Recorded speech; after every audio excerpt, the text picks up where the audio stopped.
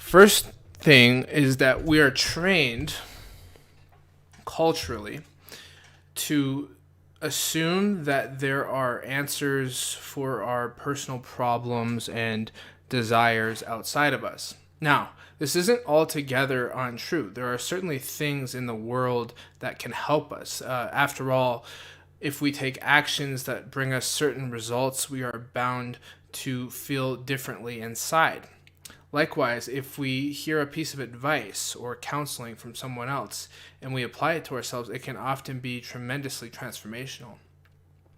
The problem is that often people stop at the point where they're just on the precipice of looking within themselves for their own authoritative answers. And what kind of answers am I talking about here? Well, I'm not talking about answers about the objective world. I'm not talking about things that would tell us what matter is made of, per se. These are answers about the phenomenological components of your being, meaning what does it mean to be you? And how can you optimize your human experience in such a way that you live the most soul-directed and purposeful life possible? This is the line that people tend to fail to cross. A lot of seekers of truth out there find themselves in a position where they circulate from one self-help guru to another book to another piece of advice to another just around the corner mentality, and still fail to reach that place of contentment and purpose within themselves, thinking that they still haven't found the answer to the questions that they're asking. I think this common issue is indicative of the way that we've been trained, as I previously mentioned, to think about our fulfillment. And part of that is because we have a culture and a grand ideology that is based around the externalization of the internal, which promises some sort of internal fulfillment as soon as we reach the external check mark. So, you achieve certain things, you go through processes in life that bring you a sense of achievement or get you to the point where you feel more confident in yourself, or you get more material, you accrue more material goods, you make more friends, you do all these things, and they're fantastic, and they are essential to living life. And yet sometimes we still feel that sense of emptiness inside, even after we've been seeking out all these answers. This is particularly popular, again, among the self-help group, where you get addicted to taking in self-help, right? And then you never really internalize your own personal sense of power. And the reason that this is a problem is because in order for a true transformation to take place, whoever you've projected power onto, whether it be a mentor or a popular figure or a Tony Robbins type guy, Jordan Peterson type guy, whoever it might be, if you don't replace that figure in your mind eventually with yourself, there becomes a continuation of misplacing authority where you never actually lean back into the foundation of who you are. And I think another reason for this common belief is that people don't actually believe that they have answers inside of themselves. They don't actually think that that's possible, that there is a deep sense of wisdom or capacity within to navigate meaning, to navigate life. And because people don't have this belief, they believe in others more than themselves. This is something that I've struggled with at times. I have a part of me that I call the black hole, which gets depressed, self-doubt, self-pity, etc., that tends to believe in other people more than myself on a lot of different things. There are other parts of me that know this isn't true, but struggle with the emotional charge that comes behind the self-doubt. And so it can be this back and forth tug of war between self-belief and self-doubt. And what I'm breaking through all that, because the more you look within for answers and you actually trust the silence of your own being, the emergent consequence is a sense of connection and purpose that comes from within. Sometimes people look at me like I'm crazy when I say this. Like, what are you talking about? How do you mean that? And I think it's because it's such a foreign concept to the way our minds are conditioned to think about purpose, meaning, and fulfillment. It's always so externalized. And like I said, all those externalized phenomena are important aspects of living. We cannot throw the baby out with the bathwater and live in a solipsistic universe where the only thing that exists is your own experience. That's not what I'm saying. We have to combine the elements of the external world with the internal authority that we find in ourselves. People who are early on in transformation, in any type of change, whether you're getting sober or you're learning a new skill or you're trying to get through school, whatever it might be, there's always that initial period where you need the mentor. You need the figures that you project a sense of authority onto because they do have competency, and that you project your own potential onto that individual in hopes that you will be able to somehow imitate that at some point. A lot of people get caught up, though, because they never reach the point where they step fully in to that sense of self-assuredness or that sense of self-belief. This isn't a sense of belief that leads you to arrogantly assume that you know everything or that you're the best at everything or that nobody else can possibly give you answers because you have answers to everything in the world. No, this is a quality of being, capital B, that is found by the presence and feeling tones of your present moment experience. I'll give you an exercise even right now. If you were to close your eyes and surrender your thoughts, emotions, expectations, and just feel deep in your body, in your core, and listen to the silence that is all around you.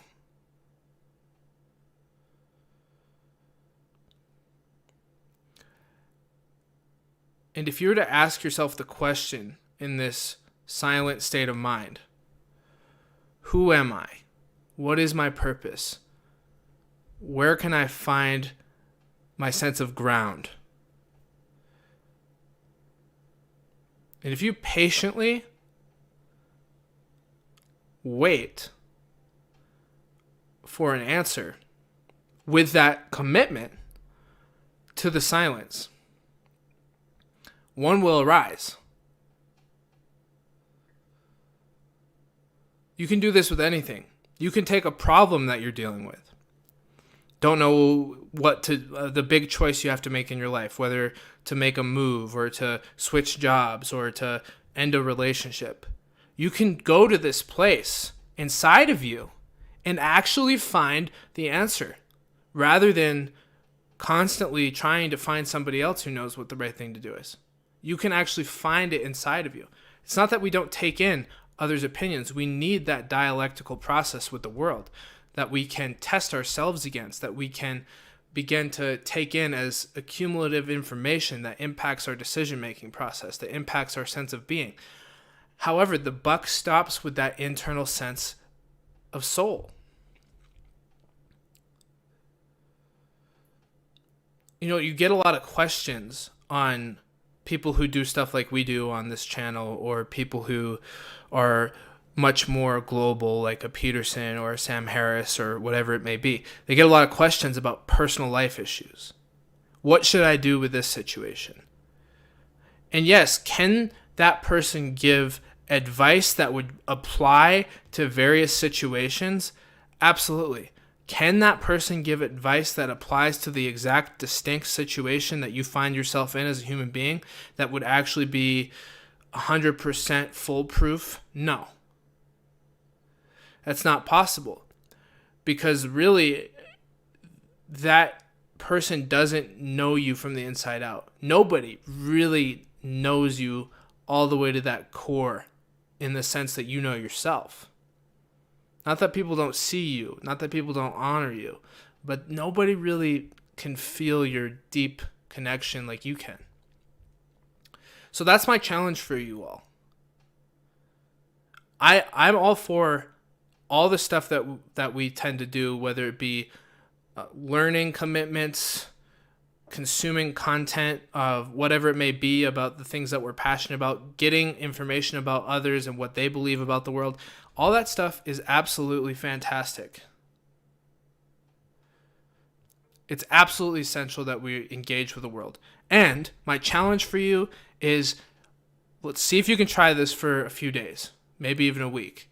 Can you make a commitment to go to the silence inside of yourself and start asking yourself for answers?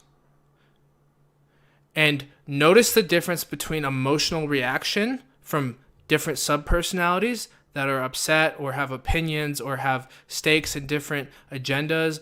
One part of me really wants to stay in this relationship because I love this person and I love the connection. Another part of me is fed up and wants to leave and is pissed. Those are emotional reactions. That is not soul searching.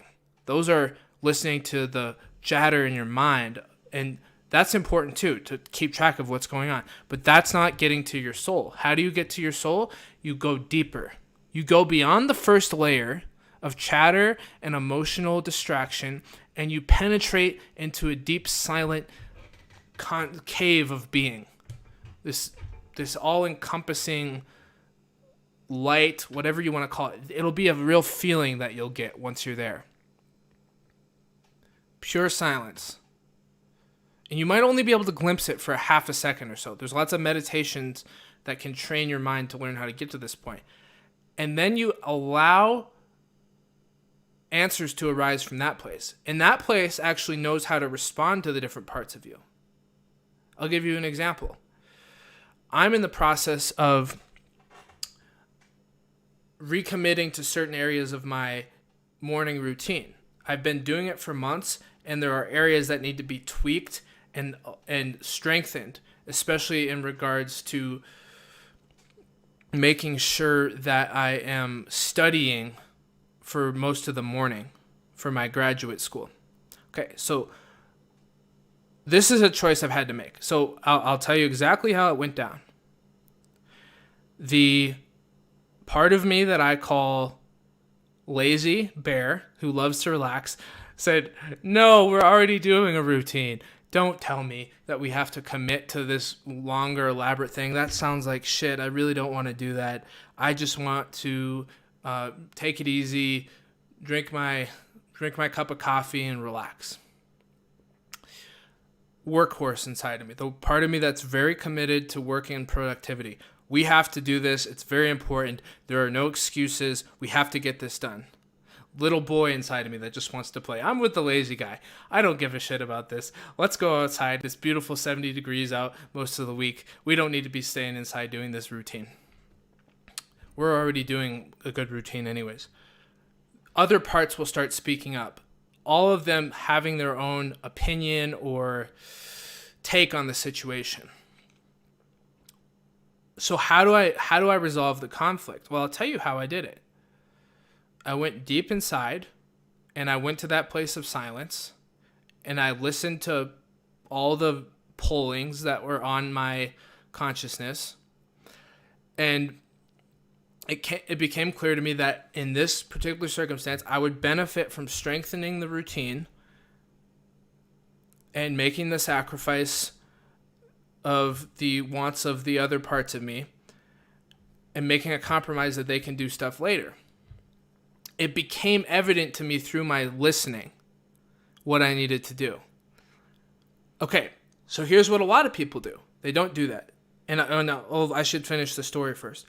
So that's what I've been doing. I'm committing to that more elaborate routine. And how did I make the commitment?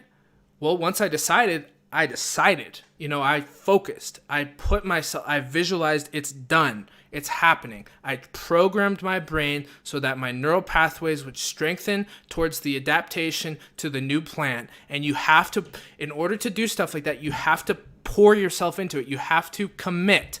There is no, oh yes, I'll do it tomorrow. It has to be ingrained in you that this is the new homeostasis for your brain. It needs to hear the message loud and clear that this is what we're doing. The brain will listen if you give it that strong sense of direction, but you have to be passionate. You cannot do it from this lackadaisical point of view where, oh, wouldn't it be nice? Yes, I'll do that tomorrow. Oh, I'll put that in my schedule. No, it has to be a full body experience of commitment. You have to feel it, sense it, taste it, all of it. And then you've got that new thing in place, and your brain is going to hold you accountable to it because that is what you program. So it's going to, and the more you act it out, the more that it comes naturally and automatically to you. Okay, so what most people do, in my experience in the field, working with people psychologically, working with clients, working with groups, they sense the conflict. I'm in conflict. What do I do? I don't know what to do with myself. And they look for answers outside. What do you think I should do, Jocko Willink? What do you think I should? Oh, maybe this is how you live your life. Maybe this is how you live your life. And they don't bother to ask themselves.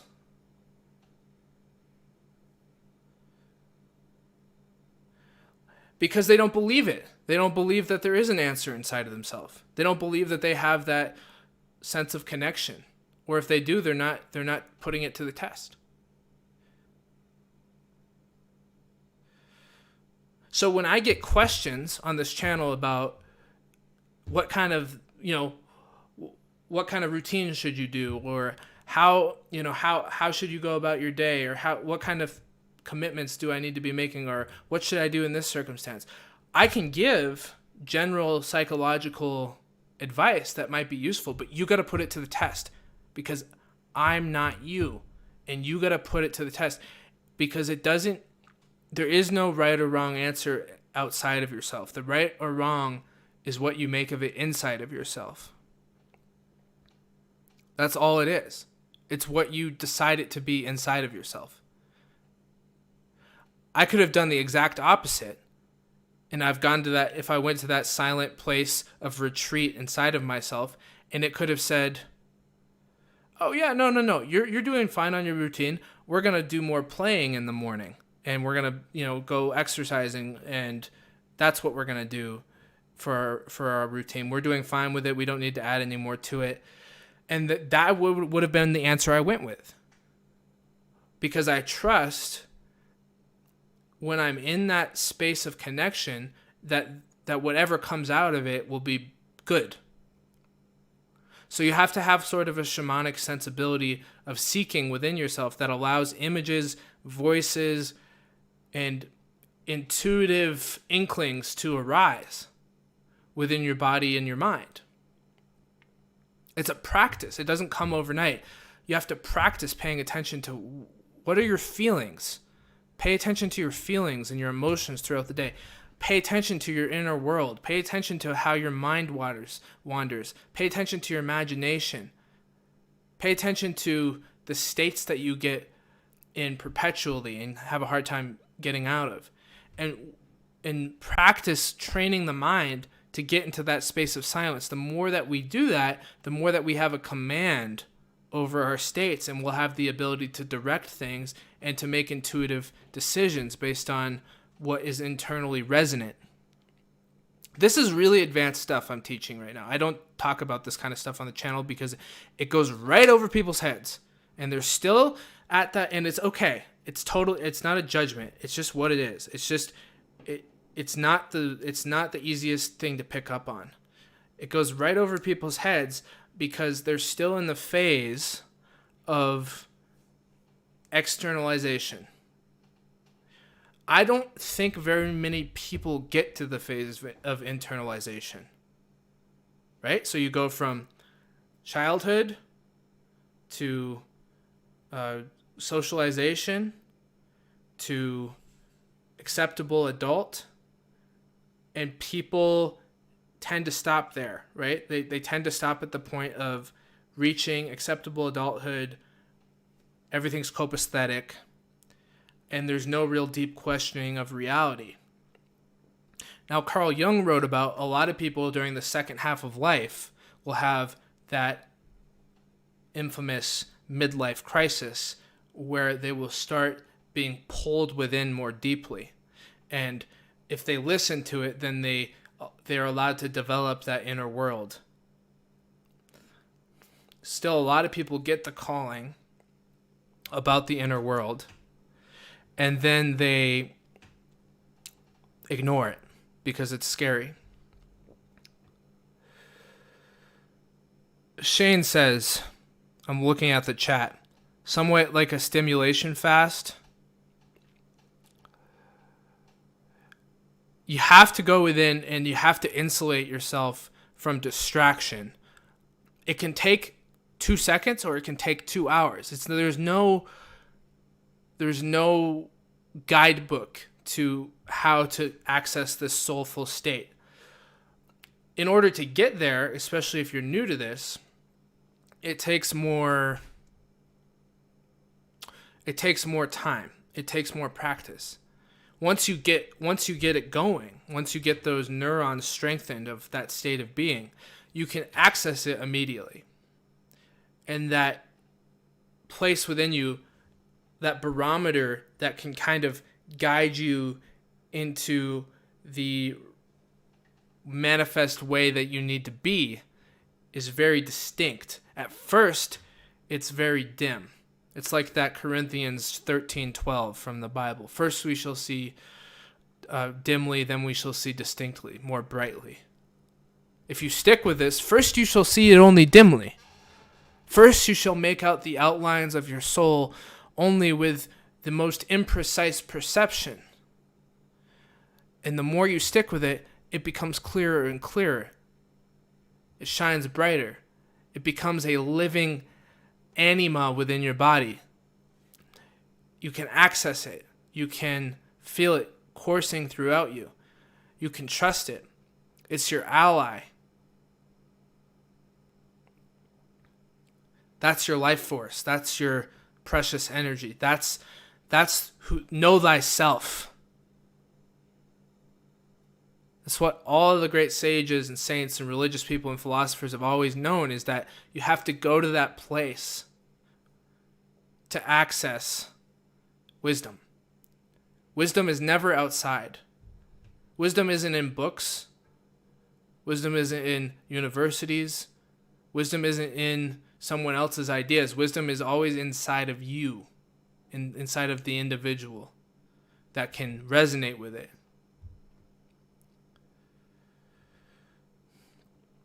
If you know what I mean, says, what do you think about simply changing the attitude of expectations and worrying and just do whatever you feel like doing without the attachment to the outcomes? Great question. The first thing is to listen to the polarities that are pushing and pulling inside of you. One is saying, I should fulfill these expectations. I'm worried. I'm this and this. We have multiple perspectives inside the psyche. Another is pushing for, let go, be here now, erase all of that attachment, and just let yourself reside in the moment. What you have to do is go to that place and make a choice about which one you want to do, which one is in your best interest personally. And you might find, I'm avoiding the responsibility that I really would like to take. Or you might find, I'm taking on all these worries and this emotional baggage that I actually don't need. And it would really be healthy for me and helpful for me and deeply connecting for me to surrender and let it all go. That could be, see the path that you walk is the path that you choose based on that internal resonance. It's not, what I'm trying to get you to understand is that we are constantly inundated with external validations to tell us what's a thumbs up and what's a thumbs down. So, you should work harder. You should take more responsibility. You should,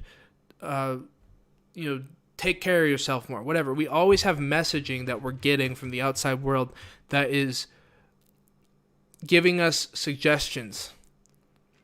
And we have to take those in mind. And at the end of the day, those are not the be-all, end-all of what is deciding the right choice. What is deciding what is my choice in the moment.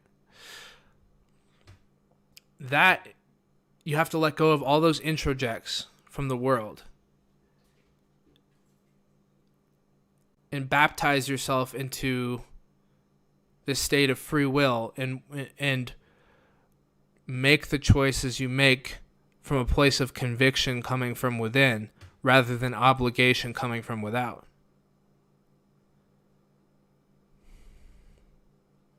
So all the emotional attachments we have from the external world of socialization, we have to take moments to surrender that away and access a deeper self where we can be nourished. It's like our life spring. That's the key component. That's the advanced level of transformation.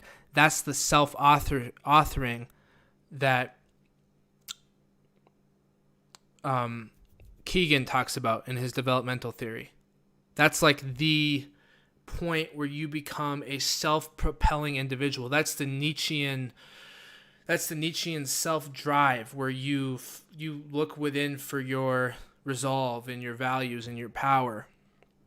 Okay, that's what all that is.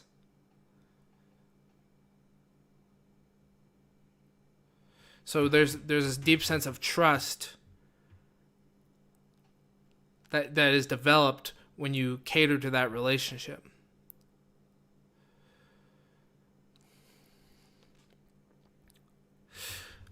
So I call it the soul. You could call it internal resonance. You can call it connection. You can call it internal radiance. You can call it whatever you want to call it. Just find it. That's my challenge for any of you who want to take it. Find it. See if you can find it. How did I find it? I found it by doing a series of meditations over a long period of time. And there's a few different methods that I used. One was from a guy named Tom Brown Jr., who runs a fantastic survival school. But he was trained by a Lipan Apache, Native American elder, who had these fantastic phenomenological techniques. You could call them meditations, you could call them shamanic, you can call them whatever you want. They're techniques for the mind. And one of them I really liked that was at the beginner stage of all this, several years ago. You'd go within, and in a very deep and nurturing way, very mothering way, you'd ask yourself, how am I feeling? And then you'd surrender all thought, emotion, expectation, destination, and you would allow the sensations and words to come to you from that emptiness. And you might be surprised. Oh, I'm angry. Or, oh, I'm frustrated. Or it might be a positive thing. Oh, I feel really loving. Whatever it would be. And you do that 4 to 7 times. You just get all your feelings out there. And you keep surrendering for each new round. Take a deep breath of surrender. And you start to see, oh my God, there's this wellspring of intuition inside of me that has the ability to track certain things that the part of my brain that I'm usually using doesn't track. And there it comes. And you notice all these sensations. And it's good to feel the sensations. A lot of times we get caught up on labels like anger or sadness or grief or whatever. But what is the actual sensation underlying the emotion? The sensation might be spiky hotness, for example, or cold tension. You know what I mean? Get used to feeling your emotions from a place of sensation. That'll help you get into this state. Then you go to the next phase. Why am I feeling this way? And you go through another 4 surrenders or so. And again, all credit to Tom Brown for this one. He's a great teacher. He got it from that elder, but fantastic teaching here.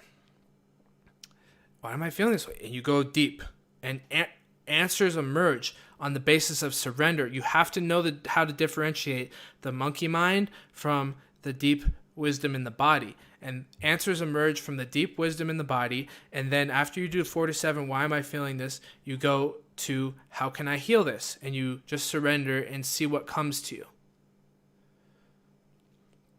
And you might be surprised the answer. Oh, call mom. Tell her how much you love her. Oh, go take a swim. Let yourself sit out in the sun for a little. It's amazing what the mind and the body can come up with to create an intervention for your own soul, for your own parts, for your own emotional catharsis.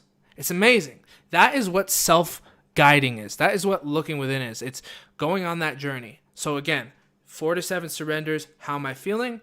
Then you circle 2 or 3 that when you go through it with that internal barometer that feel the most alive. Like they light up and they shine, and they like it feels like, oh, I really feel that. I really resonate with that word that I said, or that phrase that about how I'm feeling. Do 2 or 3 circles, and then just take those, compile them into one amalgamation, and then ask, why am I feeling this way? As if it's just one group of phenomena. And then go, after you get the intuitive answer, why am I feeling this? How can I heal? So that's how I get into this stuff. I did that multiple times a day, usually, for months, until I could just get into my soul like the snap of the finger. I can phenomenologically access the place inside of me of deep connection, like that. Is it because there's something special about me? Not particularly. It's because of the practice and the devotion I put into the practice, into the technique. So that's how I developed that sensibility. And there was multiple other different techniques that I would use. And that's how I work with clients. I go to that place to listen to other people so that I can use my internal barometer to track someone else's experience and help reflect back to them what would be the most useful to hear, possibly. Right? And so you start, and Daniel Siegel is a writer of neuroscience and a doctor that writes about this, an MD. He writes about getting into this state of attunement and mindfulness and presence when you're with other people. But before you can do it with others, you have to learn how to treat yourself that way. You have to learn how to appreciate that state of being, that love inside of yourself, and then you can bring that out, and it will have concentric ripples in the world, positive effects. So it's a different perceptual circuit than the conceptualized mind, the analytical mind that usually runs the day-to-day. Now, the analytical mind is very important. It fills in gaps and provide structures and frameworks that wouldn't be available with just living from this intuition. You have to have both. And Tim Freak does a wonderful job talking about how we need both the analytical side and the intuitive side of ourselves to create a whole gestalt picture, to participate in life in the fullest way possible. We have to look at things from multiple angles.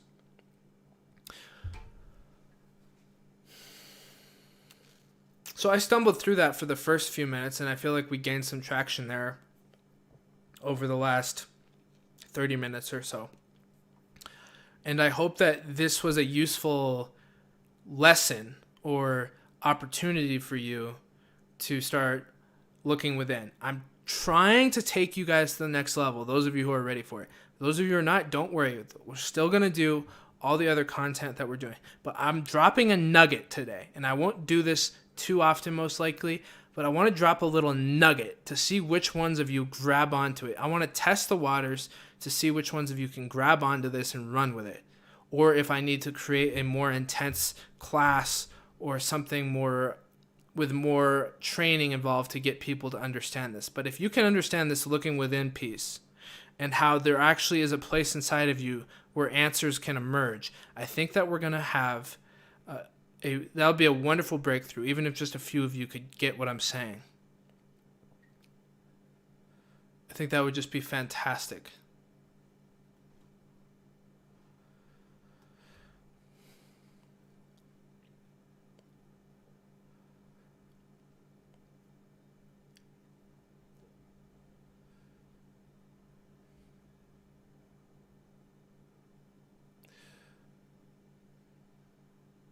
So, how does this look on a global scale, right? Like, let's say everybody did this, which would be fantastic. We have to go back to what I said in the beginning. This is not about solipsism, which is the belief that all that can be known to exist is yourself, and you get caught in a spiral of, I live in my own universe, or you look at things like New Age beliefs that you create your reality and there's nothing outside of you. That's not where I'm going with this. There certainly is a reality that's shared with everybody. And that is why it's important that we live from this place in a way that is mutually respectful to not only the people around us, but to our own need to be a part of social structures and to be a part of societal purpose. And so don't take this and think I'm saying, oh, don't listen to other people, or don't go out there and watch people's advice or find channels that are psychologically informative. No, not at all. Learning is fantastic. Learn it. Take it all in. Take it all in and test it against yourself. Take it all in.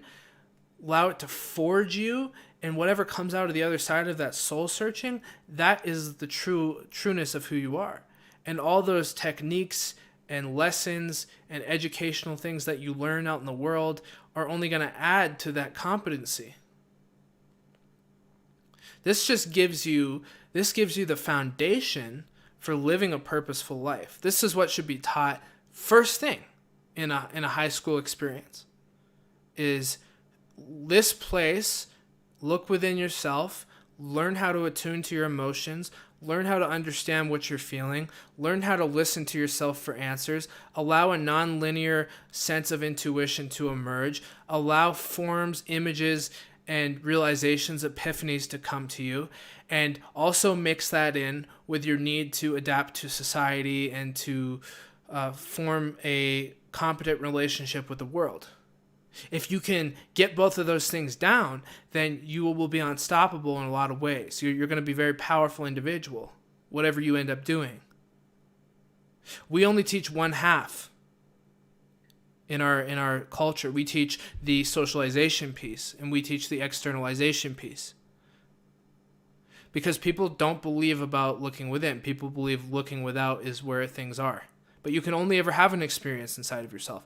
Anytime that I've said anything, anytime anybody in the world has said anything to you that gave you the chills or made you feel a passionate sense of yearning or longing or wisdom or nostalgia within yourself, it's not because I had something and I gave it to you, or that someone else had something and they handed it off to you. It's because you had a piece of yourself that was compatible with the energy of the wisdom that somebody else was letting out. And it loves the sound of its own music. It's like if you're the most beautiful violin player and you just forgot that you knew how to play the violin. And suddenly one night you were walking downtown in some beautiful old cobblestoned European place, and you heard someone playing the violin with the window cracked open, and you suddenly get the chills. And you're like, oh, that's what is that sound? That's beautiful. That's wisdom. That's poetry, whatever that is. And you start to get an inkling of that within yourself. And I'm encouraging you to realize that it is you.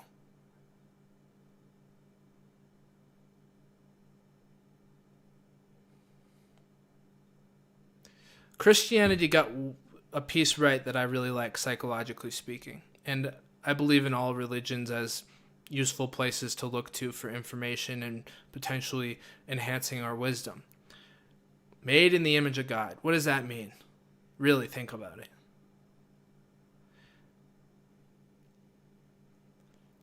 It means you have the divine sourcing within yourself to track wisdom, to awaken, to illuminate, to speak the logos, right? That's what that means.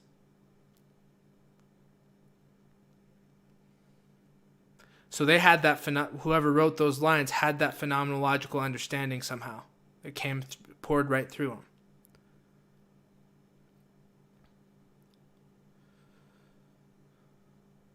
Yeah, I can share. Hi, Anne. Hi, Mercury.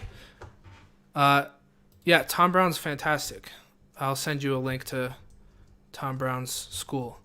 Yeah, I spent several years, and I still consider myself a student of his. He's a survivalist. He's one of the best survivalists in the world. He was hired by the government to track fugitives. He still gets hired for that sometimes, or train Navy SEALs, but he's also very spiritual. So he has I think I shared it with you. Is that right? Nope, that's not right. Sorry, ignore that. Here, let's see if I can get it this time, man. I'll delete that one. So he there we go. He's a good one to pay attention to.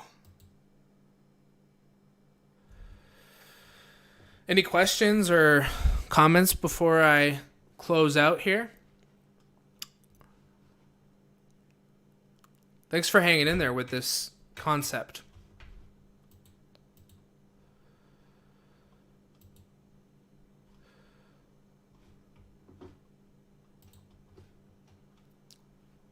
I'm going to put some light music on here to phase us out and see if we get any questions.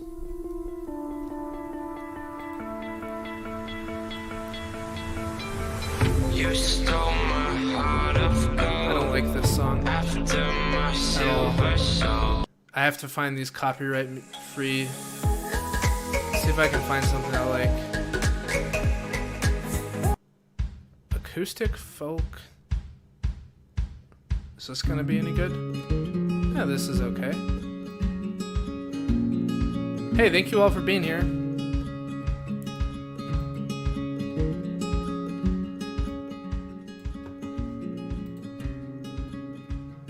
I'm gonna sign off here in a second.